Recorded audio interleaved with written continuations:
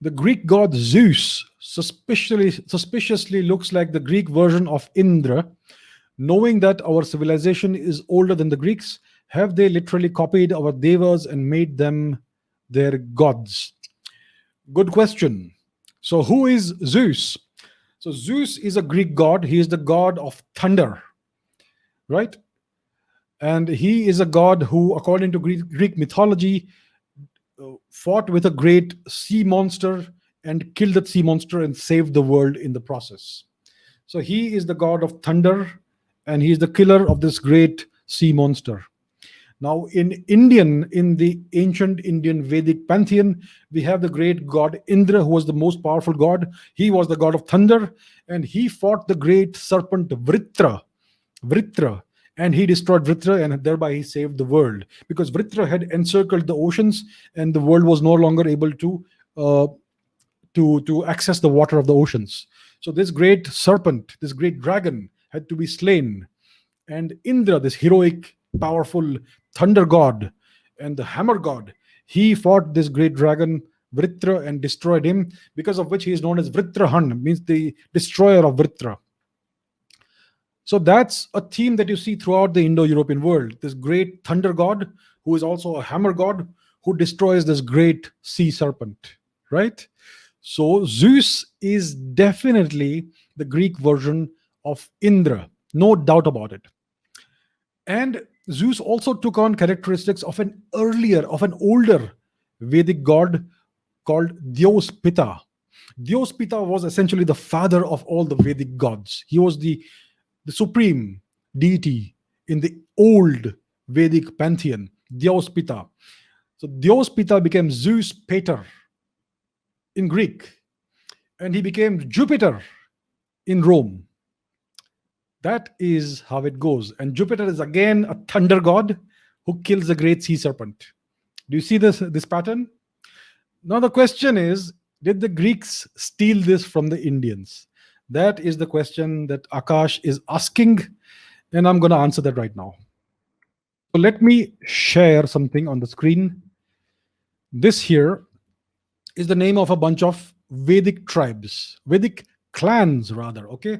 So there was this great battle during the Vedic times, a very famous battle, the battle of the 10 kings. And in this battle, the Bharata king Sudas defeated a coalition of other Vedic clans. He defeated them and he expelled them from the Indian subcontinent, and they had to go into exile westwards, all of these Vedic clans. So these are some of the names of these Vedic clans.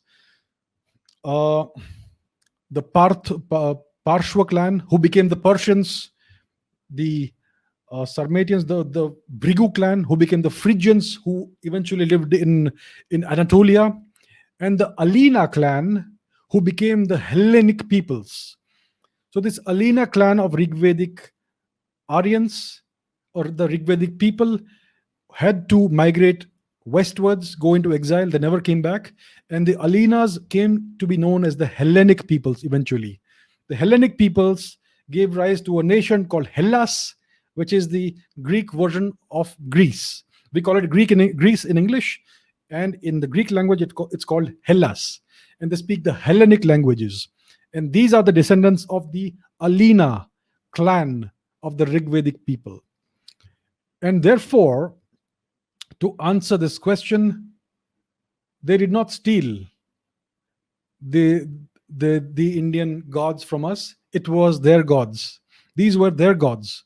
They moved westwards and they continued their traditions. They did not give their gods up. They just gave the language eventually morphed into something different. And that's how all the Indo-European languages emerged out of one ancient primordial language. So it is the westward expansion or expulsion of these Rigvedic clans that gave rise to all the different branches of the Indo-European peoples. And the Alinas became the Hellenic people. And that's why Zeus is essentially the same as Indra. And the Romans, they absorbed this culture and the pantheon of gods from the Greeks. The Romans did not make any bones about the fact that they were taking culture from the Greeks. Right? The Romans did not have a great culture of their own. They were great conquerors. So they conquered Greece and absorbed their culture. So Zeus Pater became Jupiter in Rome. That's how it went. And there is another thunder god, another hammer god who destroyed a snake. He is the Viking god Thor.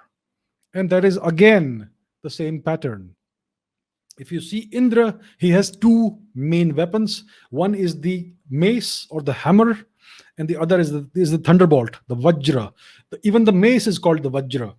So Indra's weapons are the Vajra in physical form, which is the mace or the hammer, and the Vajra in the form of a thunderbolt. And Zeus is exactly that. And Zeus also destroys, he does battle with the great Jormungandr, the Midgard serpent, and kills the serpent and saves the world. So there is this pattern of Indra everywhere across India and all the way west to the Nordic countries. So to answer your question, to summarize, Zeus is a Greek god, but yes, he originates in India as Indra.